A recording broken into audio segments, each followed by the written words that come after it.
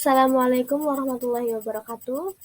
Saya Palupinata Nawanggaluh akan mempresentasikan salah satu mata pelajaran seni rupa, seni budaya kelas 9 yang berada di bab 1, yaitu mempelajari tentang seni lukis.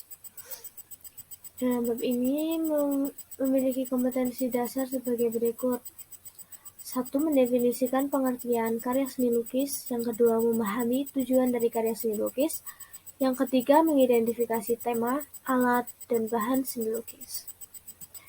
Indikatornya sendiri diharapkan siswa mampu mendefinisikan berbagai pengertian dari karya seni lukis, mengelompokkan beberapa jenis lukisan berdasarkan tema tertentu, mengidentifikasi aliran karya seni lukis, memahami tujuan dari karya seni lukis, dan mengetahui berbagai macam alat dan bahan yang dapat digunakan dalam membuat karya seni lukis itu sendiri.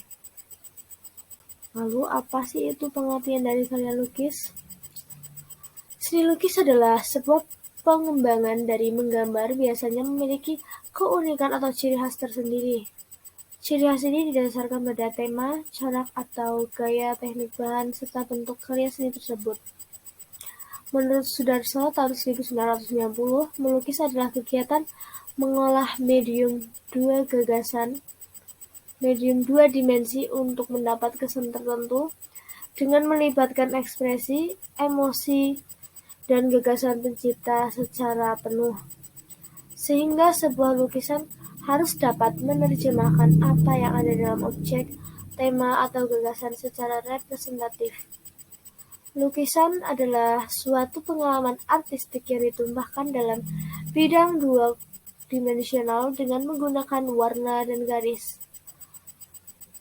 Hal ini menurut Sudarso pada bukunya Seni Lukis Kaligrafi tahun 1992. Tema pada seni lukis. 1. Ada manusia dengan dirinya sendiri. Seni rupa merupakan salah satu media yang dapat digunakan untuk menuangkan gagasan atau ide dari seseorang untuk mengungkapkan cita rasa keindahan. Manusia mewujudkan pengungkapannya tersebut menggunakan potret dirinya sendiri sebagai objek lukisannya. Yang kedua, manusia dengan manusia lain. Seorang penulis biasanya mengekspresikan cita rasa keindahan menggunakan objek orang-orang yang ada di sekitarnya, seperti istri, orang tua, anak-anaknya, atau siapapun yang ada dalam pikirannya. Yang ketiga, manusia dengan alam sekitarnya. Alam sekitar yang sangat menarik bagi para pelukis untuk mengungkapkan cita rasanya, sering dijadikan objek untuk lukisannya, seperti contohnya pemandangan alam, perkampungan, perkotaan, binatang, dan sebagainya. Yang keempat, ada manusia dengan alam benda. Benda-benda di sekitar kita memiliki keunikan sendiri bagi pelukis, sehingga menjadikan benda-benda tersebut menjadi objek lukisannya.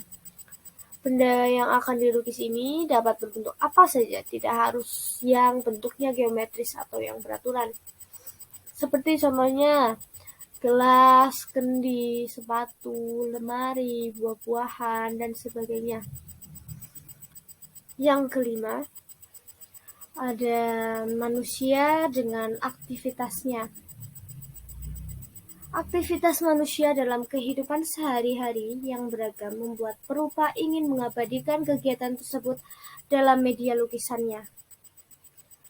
Lukisan menjadi sesuatu yang menarik apabila dalam mengambil sudut pandang aktivitas dapat disusun sesuai dengan komposisi dan proporsi yang baik disertai dengan unsur gelap terang yang tepat.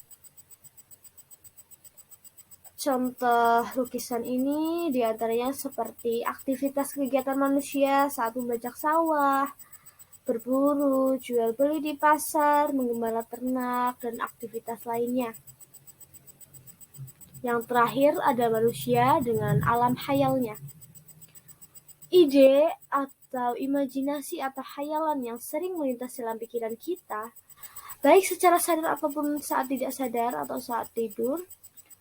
Khayalan muncul di benak berupa yang kadang diwujudkan dalam suatu karya seni. Hasil karya seni rupa seperti ini disebut dengan karya seni beraliran surrealisme.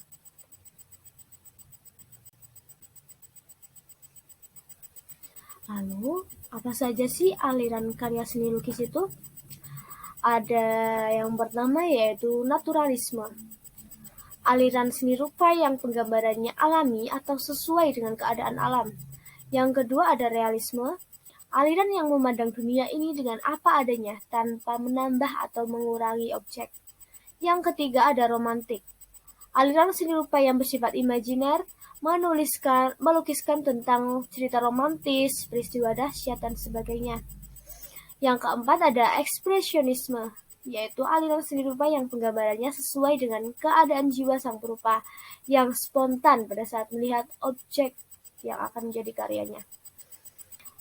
Yang kelima ada impresionisme, yaitu aliran seni rupa yang penggambarannya sesuai dengan kesan saat objek tersebut dilukis.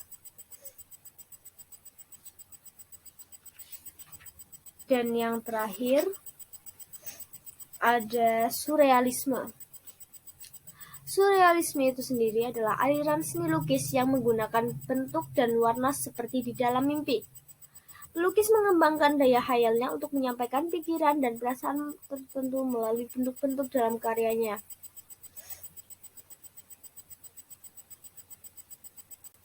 Selanjutnya, tujuan dari karya seni lukis diantaranya ada tujuan religius, yaitu karya seni yang dibuat dengan tujuan religius sebenarnya sudah berlangsung sejak zaman nenek moyang kita.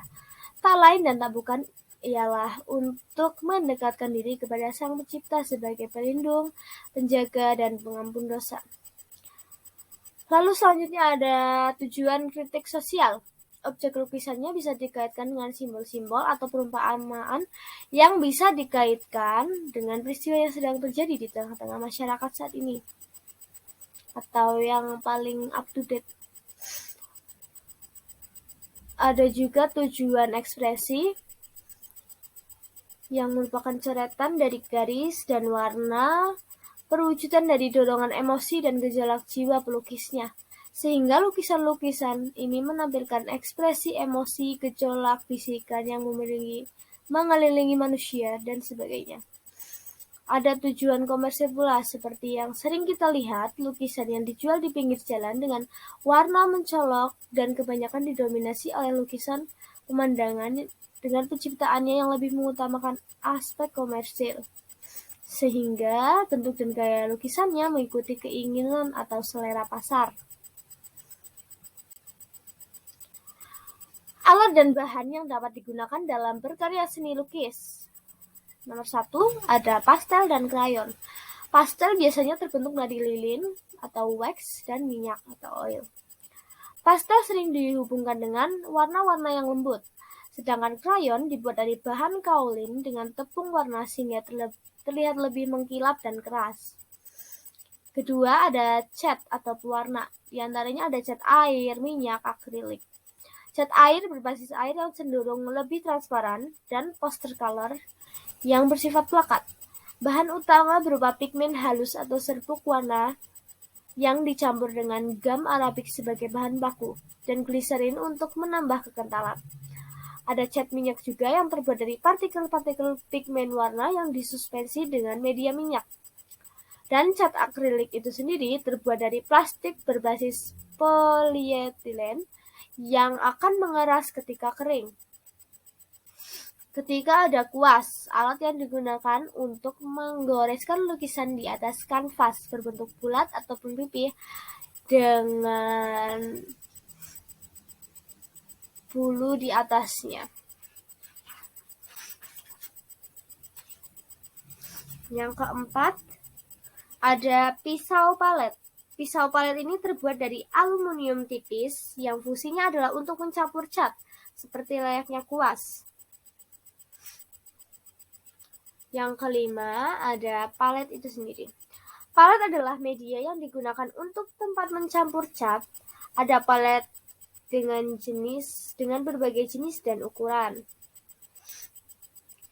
Palet ini memiliki bentuk datar dan ditambahkan lubang untuk pegangan.